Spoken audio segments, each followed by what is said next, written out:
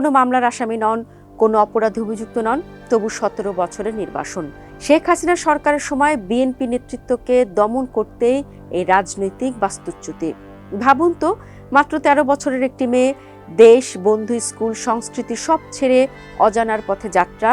এই যন্ত্রণা তাকে ভেঙে দেয়নি, বরং তৈরি করেছে এক দৃঢ়চেতা নেতৃত্ব।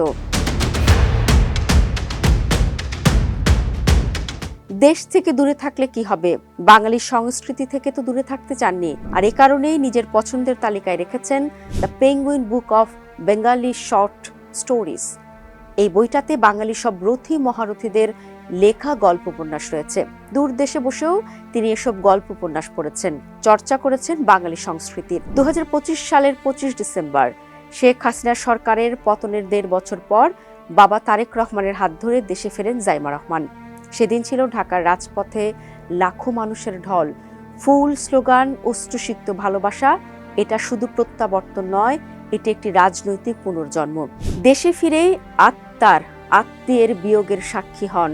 দীর্ঘদিনের অনুপ্রেরণা দাদি বেগম খালেদা জিয়াকে হারান জাইমা। এ সময়ও ধৈর্যের পরীক্ষা দেন তিনি। শোককে শক্তিতে রূপান্তর করে শুরু করেন দেশ গঠনের কাজ। নাগরিক হিসেবে ভোটের নিবন্ধন করে জাইমা নেমে পড়েন রাজনীতিতে, শুরু করেন মাঠ পর্যায়ের লড়াই।